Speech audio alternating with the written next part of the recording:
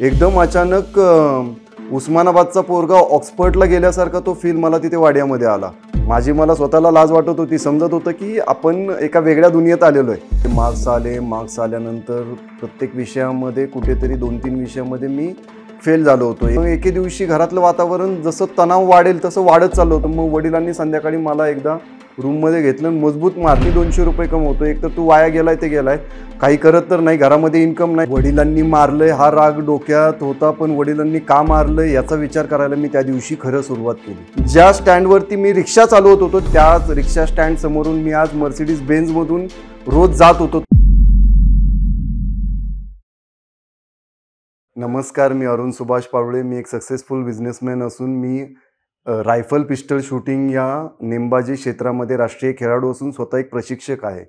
मी ज्या व्यक्तीला 6वीपर्यंत ABCDसुद्धा येत नव्हती, तो व्यक्ती रिक्षापासून ते मर्सिडीजपर्यंत आणि एक खेळाडूपासून ते राष्ट्रीय खेळाडू आणि राष्ट्रीय प्रशिक्षक म्हणून आज काम करतोय. ती माझी स्टोरी जोस्टॉकच्या माध्यमातून आपल्यासमोर पोहोचवण्यासाठी मी या ठिकाणी आलेलो आहे.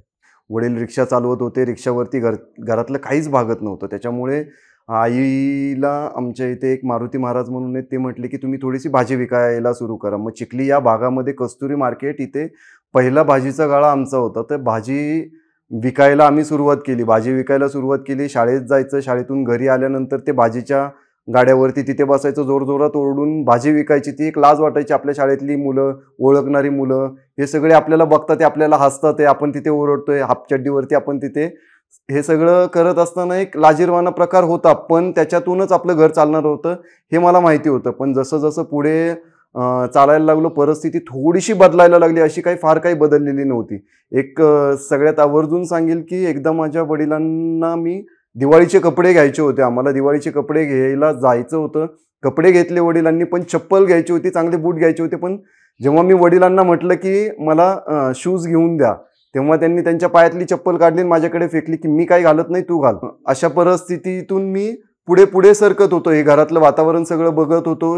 मग त्याच्यानंतर एक 6-7 वर्षाचा जेव्हा मी 6वी-7वीला जेव्हा मी गेलो, तेव्हा आईला जाणवायला लागलं की आपल्या मुलाला आत्तापर्यंत ना ABCD येते, ना शाळेमध्ये काही तो हुशार आहे. कारण तो झेडपीच्या शाळेमधलं शिक्षक आज येतात तर आठवड्यानंतर येत होते की नव्हते हे सुद्धा कळत नव्हतं. अशा परिस्थितीतल्या शिक्षणातून आपली मुलं पुढे जाणार नाहीत हे आईला माहिती होतं.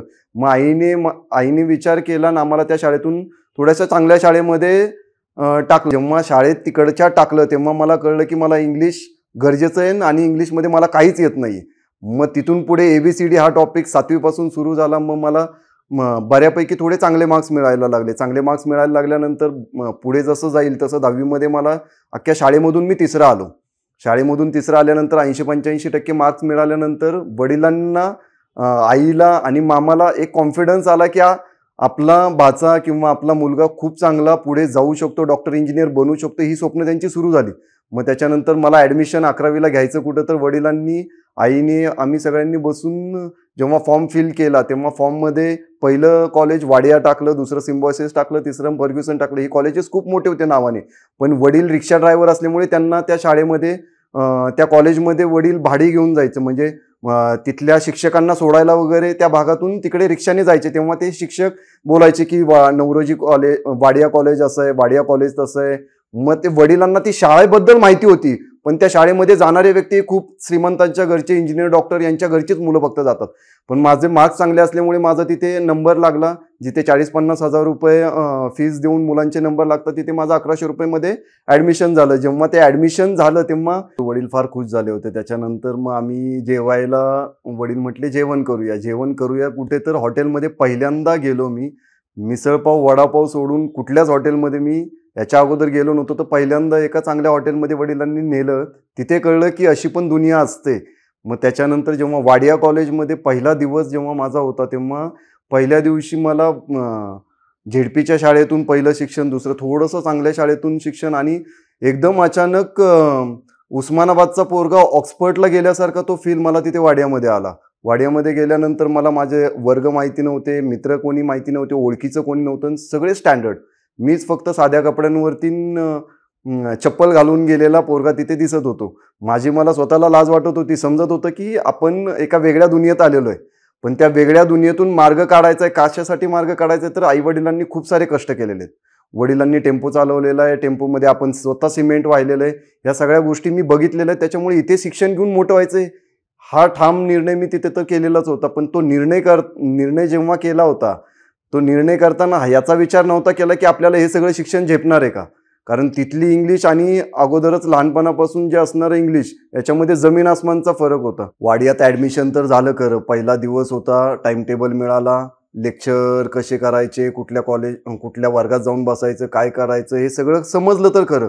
वाडियामध्ये म्हटल्यावर ते कॉन्फिडन्स, खूप मोठा कॉन्फिडन्स होता की आता आपण एवढ्या मोठ्या ठिकाणी आलो, इथून 100% आपण डॉक्टर इंजिनियर बनूनच बाहेर पडणार आहे. कारण हुशार असल्यामुळे फक्त इंग्लिश कच्चं होतं, बाकी सगळ्या विषयामध्ये मी खूप चांगला बऱ्यापैकी मार्क्स मिळत होते.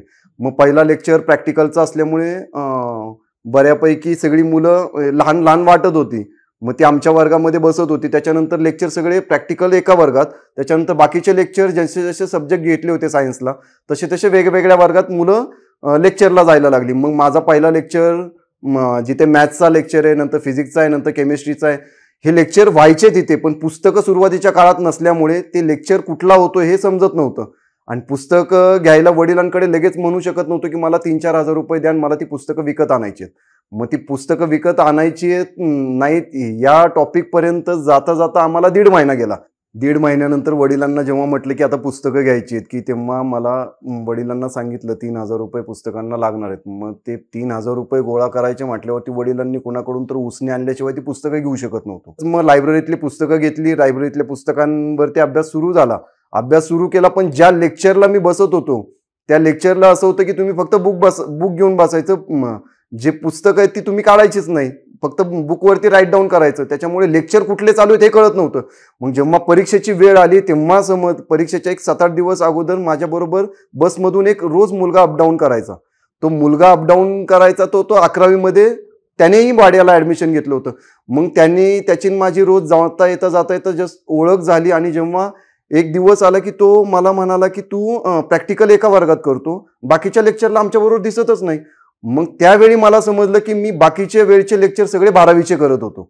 घटक चाचणी झाली, घटक चाचणीमधले मार्क्स आले. मार्क्स आल्यानंतर प्रत्येक विषयामध्ये कुठेतरी 2-3 विषयामध्ये मी फेल झालो होतो. माझे मार्क्स पूर्ण गेले होते, त्याची लाज वाटत होती. खूप रडलो त्या दिवशी, कारण आईवडिलांनी एवढं सगळं करून मला वाडियामध्ये टाकलं होतं. ती स्वप्न होती त्यांची.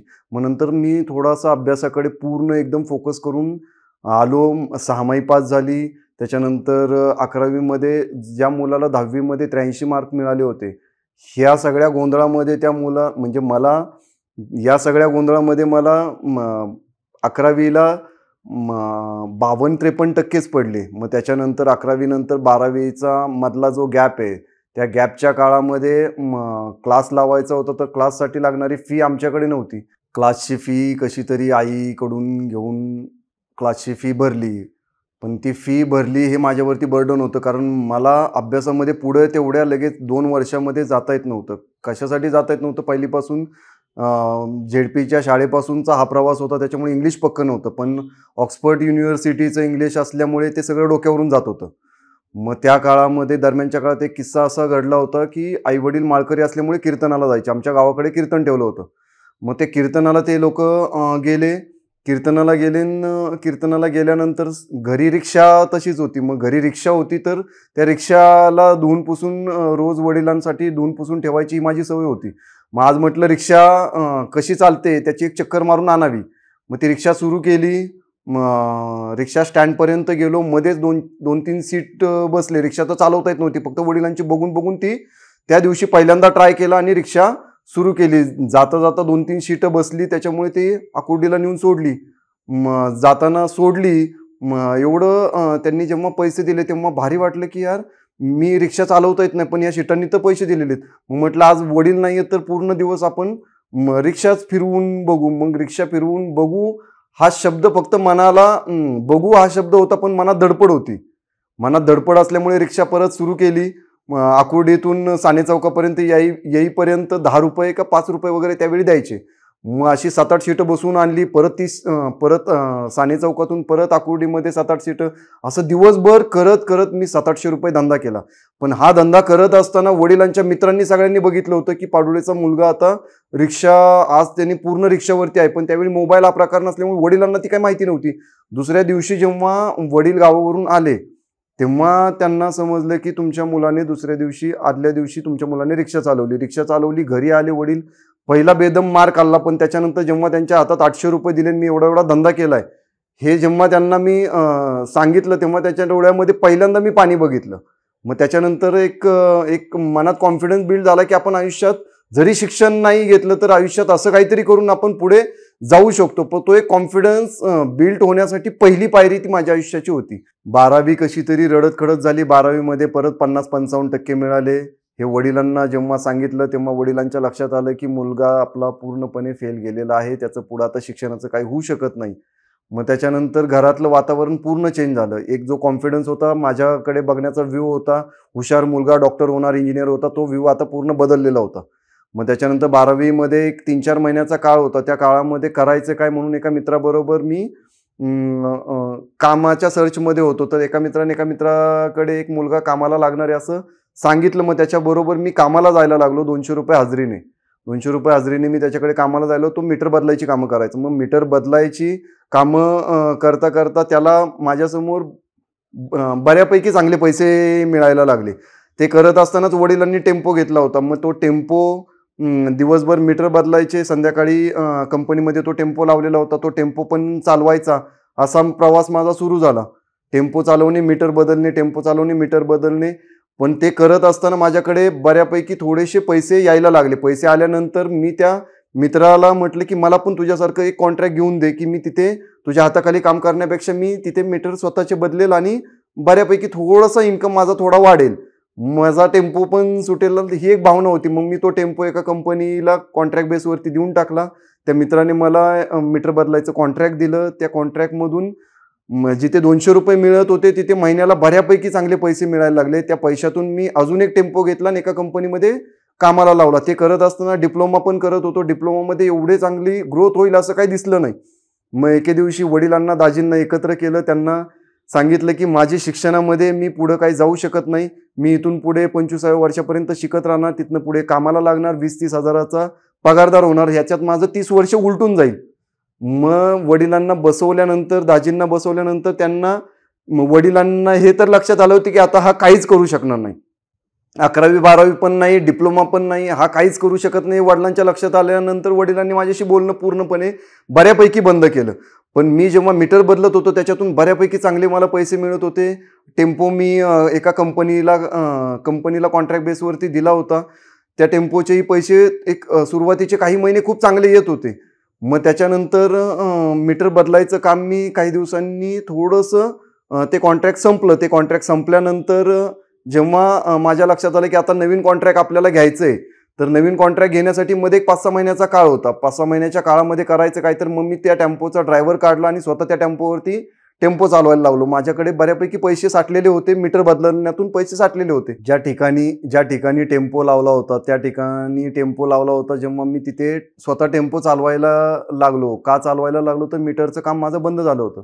मग त्या काळात एखादी ट्रिप मारली की मध्ये 2-4 तासाचा गॅप मिळायचा. मग त्यावेळी मी कंपनीच्या आतमध्ये जाऊन बसायचो. तिथं मग प्रेस मशीनवर काय वर्क चाललंय, वेल्डिंगचं काय वर्क चाललंय, ह्या सगळ्या गोष्टी माझ्या डोळ्यासमोरून रोज 2-4 तास जात होत्या. त्याच्यामुळे तिथे काय बनतं, तिथे ज्या रिक्षात मी बसायचो, जी रिक्षा मी चालवलेली, त्या रिक्षाचे सीट त्या कंपनीमध्ये बनवत होते. मग ते बनत होते, पण मालक सांगायचा मी लॉसमध्ये चाललोय.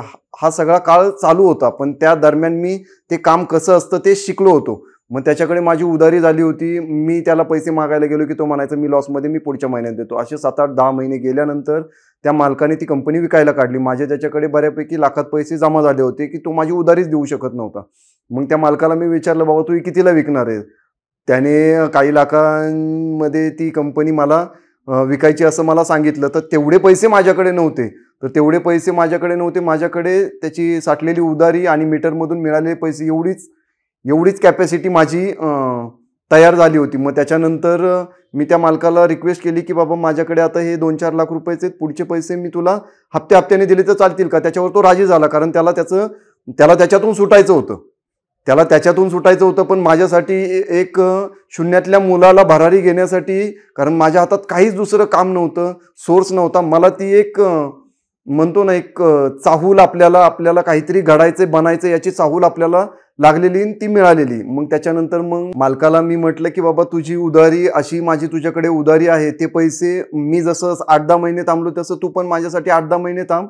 मी तुझी उधारी जे उरलेली रक्कम आहे मी तुला हळूहळू देईल. मग मी ती कंपनी घेतली. त्या मालकाने मला त्याचे कामगारही दिले, कारण तो खुश होता, कारण तो याच्यातून सुटणार होता. आणि मी अडकणार होतो, पण मी माझ्या पूर्ण आयुष्यासाठी अडकणार होतो. त्याच्यातून मला काहीतरी खूप मोठं बघायला मिळणार होतं की जे मी दुसऱ्यांच्या हाताखाली काम करत होतो, तर माझ्या हाताखाली 10-12 जण काम करणारे व्यक्ती मला मिळणार होते. आणि जेव्हा त्यांना, तिथल्या कामगारांना समजलं की हे आपले आता नवीन मालक आहे, जेव्हा ते मला सर हा टॉपिक, जेव्हा ते मला बोलले की साहेब आपल्याला हे करायचे, साहेब आपल्याला ते करायचे, माझी त्या दरम्यान ट्रान्सपोर्टेशनमुळे तिथल्या सगळ्या कामगारांची चांगली जवळीकता आली होती. त्याच्यामुळे त्यांनी जेव्हा पहिल्या मालकांनी त्या कामगारांना सांगितलं की आता हे तुमचे नवीन मालक आहेत, आता यांच्याबरोबर तुम्हाला काम सुरू करायचंय, तुमच्या पगारी वगैरे हे देणार आहेत सगळं. मग मी ती तयारी पूर्ण ठेवली होती की आता आपलं उतरलेलो तर आहे, मित्राकडून इकडून तिकडून पैसे जमा करून हे आपल्याला रन तर करायचे, कारण हे जर रन केलं, याच्यातून जर आपण पुढे जाण्यासाठी ट्राय केला, मोठं होण्यासाठी प्रयत्न केला, तर कदाचित वडिलांचा बघण्याचा व्ह्यू आपल्याकडे चेंज होऊ शकतो. मग तो व्ह्यू बदलण्याची नामी संधी माझ्याकडे आली होती, मला ती सोडायची नव्हती. मग मी ती कंपनी सुरू केली. पहिला माझा चेक होता. म्हणजे हे सगळं करत असताना घरी काहीच माहिती नव्हतं. घरी एवढंच माहिती होतं की हा टेम्पोवरती ड्रायव्हर म्हणून जातोय. घरच्यांना मला हे सांगायचं नव्हतं, कारण घरच्यांना जेवढे 2-4 हजार मी देत होतो तेवढ्यामध्ये घरच्यांना वाटत होतं की हा आपल्यासारखाच आता आपण ड्रायव्हर निघालेला आहे. कारण माझा मोठा भाऊ हा रिक्षा चालवत होता, त्याच्यामुळे घरामध्ये असं काही वातावरण तयार होण्याची शक्यताच नव्हती की मी डॉक्टर बनेल, मी इंजिनियर बनेल. पण मी अर्धा इंजिनियर तयार झालेलो होतो. ते बघून काम, प्रॅक्टिकली काम मला पूर्ण इंजिनिअरिंगचं जमायला लागलं होतं. मग पहिला माझा चेक 20,000चा होता, तोच 3 महिन्यानंतर 4 महिन्यानंतर तो 80-90 आणि असं करत करत मी 5 लाखापर्यंत माझा इन्कम एका वर्षामध्ये पोहोचला. एका वर्षामध्ये 5 लाखापर्यंत मंथली इन्कम मला व्हायला लागला. त्याच्यातून प्रॉफिट रेशो पण खूप चांगला असल्यामुळे मी बऱ्यापैकी माझं राहणीमान ह्या सगळ्या गोष्टी मी चेंज केल्या होत्या. जेव्हा वडील माझ्याकडे बघायचे तर ते म्हणायचे, टेम्पो तू चालवतो, मी इथं 200 रुपये धंदा करतो, हा 4-4, 5-5 हजाराचे शूज घेतो, कपडे घेतो. मग एके दिवशी घरातलं वातावरण जसं तणाव वाढेल तसं वाढत चाललं होतं. मग वडिलांनी संध्याकाळी मला एकदा रूममध्ये घेतलं, मजबूत मारल्यानंतर त्या दिवशी त्यांनी सांगितलं की मी 200 रुपये कमवतो, एकतर तू वाया गेलाय ते गेलाय, काही करत तर नाही, घरामध्ये इन्कम नाही, मी कर्जबाजारी 7-8-10 लाख रुपये, आता बँकेचं कर्ज झालेलं आहे, लोकांची देणेदारी, व्याजाने पैसे काढले, तुम्ही कुणीच काही सक्सेस नाही. दुसरा मुलगा पण रिक्षा चालवतोय, बहिणीचं लग्न लहान वयातच झालं होतं. त्याच्यामुळे असं इन्कम सोर्स वडिलांचा, त्यांना वाटलं की माझं आयुष्य पूर्ण लयास गेले, दोन्ही मुलं माझी वाया गेलीत. मग त्याच्या दुसऱ्या दिवशी मी पूर्ण विचार केला की आता ती वेळ आलेली की वडिलांना आपण सांगायचंय. मग वडिलांनी जेव्हा मारताना, याचा मुलगा अमेरिकेला गेलाय, याचा मुलगा तिकडे गेलाय, याचा मुलगा हे करतोय ही उदाहरणं मला दिली. वडिलांनी मारलंय हा राग डोक्यात होता, पण वडिलांनी का मारलंय याचा विचार करायला मी त्या दिवशी खरं सुरुवात केली. मग त्या दिवशी सुरुवात केल्यानंतर दुसऱ्या दिवशी बसलो, वडिलांना विचारलं की तुमचं कुठल्या बँकेमध्ये कर्ज आपण घेतलेली, बहिणीच्या लग्नाला किती कर्ज घेतलेत, भावाच्या शिक्षणासाठी किती खर्च झालाय. मग वडिलांनी सगळे मला या बँकेचे एवढे, त्या बँकेचे तेवढे, इकडून व्याजाने एवढे घेतले, तिकडून 4% घेतले, 10% घेतले, सगळी मला लिस्ट दिली. ती लिस्ट 7-8-10 लाख रुपयाची होती. मग हे सगळं मी काढलं. वडील म्हटले याच्यातले तू 2 रुपये फक्त फेडून दाखव, याच्यातलं लाख रुपये फक्त फेडून दाखव, तुला मी मानेल वर्षात, फक्त हे एवढंच कर्ज तू देऊन दाखव. मी ठीक आहे म्हटलं. मी परत आहे तसंच माझं रुटीन सुरू ठेवल्यानंतर एक 7-8 दिवसात मला आता ती वेळ आली होती की वडिलांना या सगळ्यातून बाहेर काढायचंय, कारण मी एक चांगला स्टेबल बिझनेसमॅन झालो होतो. मग आता ठरवलं की आपल्याला फिरायला एक गाडी, 4 व्हीलर, जे 2 व्हीलरवरती रोज आपण इथे येतोय, आता आपण 4-5 लाख रुपये महिना कमवतोय, 2 व्हीलरवरती येण्यापेक्षा 4 व्हीलर घ्यावी एखादी. मग 4 व्हीलर घेतली, स्विफ्ट नावाची कार मी त्यावेळी घेतली. आणि दुसऱ्या दिवशी ती घरी आणली. वडिलांना सांगितलं मित्राची गाडी घेऊन आलेलो आहे, आपल्याला उद्या तुम्ही कुठेही जाऊ नका, माझं एक काम आहे, आपल्याला बाहेर जायचंय. मग त्या गाडीमध्ये सकाळी वडिलांना बसवलं, वडिलांच्या स्टँडवरती गेलो. तिथे ज्या लोकांची नावं घेऊन मला मारलं होतं वडिलांनी, त्यांची मुलं इकडे जातात, त्यांची मुलं तिकडे जातात. जे मला टोमणे सगळ्यांसमोर जे बसत होते ती लोक 2-4 जण गाडीत बसवली. वडिलांनी दिलेल्या लिस्टप्रमाणे सगळ्या बँकेत फिरलो. सगळ्या बँकेत कुठे 5,000 भरले, कुठे 10,000 भरले, कुठे 50,000 भरले, कुठे 1,00,000 भरले, असं 7-8 लाख रुपये मी भरले. वडिलांना एकच सांगितलं होतं की तुम्ही मला संध्याकाळपर्यंत एकही प्रश्न करायचा नाही. पैसे कुठून आणले, तू कसे भरतोय, काय केलं, हे काहीच विचारायचं नाही. मग त्याच्यानंतर ते पैसे भरले. त्याच्यानंतर आम्ही जेवण केलं एका हॉटेलमध्ये. जेवण केल्यानंतर ती ज्या गाडीमध्ये म्हणजे जी गाडी मी स्वतः घेतली होती ती गाडी घेऊन आम्ही माझ्या कंपनीत गेलो. कंपनीत गेल्यानंतर वडिलांना उतरवलं, दाखवलं ही कंपनी मी आत्तापर्यंत जे तुम्ही म्हणत होता की तू काहीच केलं नाही, तुम्ही वाया गेला, तर मी ही कंपनी आत्तापर्यंत मी उभी केलेली ही कंपनी. त्याच्यामध्ये ह्या गाड्यांचे म्हणजे ज्या रिक्षा तुम्ही चालवता त्या रिक्षाचे सीट मी बनवतो. हे वडिलांना मी दाखवलं. त्यांना या सगळ्या गोष्टींवरती विश्वास बसत नव्हता. पण जेव्हा मी माझं शॉप ॲक्टपासून, माझं बिलापासून, माझ्या नावावर येणाऱ्या चेकपासून सगळं वडिलांना दाखवलं, तेव्हा वडिलांच्या डोळ्यामध्ये एक पाण्याची जी झुळूक मी बघितली, ती आयुष्यात माझ्या अविस्मरणीय क्षण तो माझ्यासाठी होता. मग तिथून मी बाहेर आलो. वडिलांना सांगितलं या गाडीत सकाळपासून आपण सगळ्या बँकेचे कर्ज देतोय, ती गाडी पण मी घेतली. मग वडिलांच्या हस्ते त्या गाडीची पूजा केली. तो क्षण जो होता तो क्षण कशातही मोजता येणार नाही असा तो क्षण होता. मग तसंच आम्ही घरी गेलो. तेच वडिलांनी सगळं सांगताना वडील भारावून गेले होते. ते कुठल्या पद्धतीने आईला सांगत होते ते म्हणजे बघण्यासाठी माझ्या डोळ्यात एवढं पाणी होतं, वडिलांच्या डोळ्यात पाणी होतं.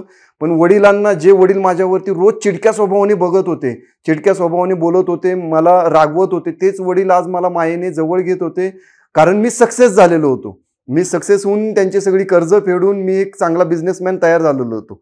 मग त्याच्यानंतर आईला जेव्हा सांगितलं, घरचे पाहुणे रावळे सगळे, अरुण असं केलंय, अरुणची ही कंपनी, अरुणची ती कंपनी, अरुण असा कमवतोय, हे सगळं एक वातावरण चांगलं तयार झालं होतं. का झालं होतं की आम्ही दुर्मिळ भागातून तिथे आलो होतो. दुर्मिळ भागातनं येऊन रिक्षावाल्याचा पोरगा ज्या स्टँडवरती मी रिक्षा चालवत होतो त्याच रिक्षा स्टँड समोरून मी आज मर्सिडीज बेंझमधून रोज जात होतो. तो एक आनंद, तो एक अभिमान, ती एक कौतुकाची थाप वडिलांच्या माझ्या अंगावरती पडत होती. मग त्याच्यानंतर पुढे कालांतराने ते शॉप मी अजून एक्सपांड करायचं ठरवलं. शॉप वाढलं. वडिलांना कौतुक वाटत होतं, पण वडील तिथेच रिक्षा चालवत होते. पण त्या रिक्षा चालवण्याच्या ठिकाणावर मी जात होतो तर मला कधीच थांबवत नव्हते की तू इथे थांब आणि आमच्याशी बोलून. मग मला बोललाच नाही पुढे.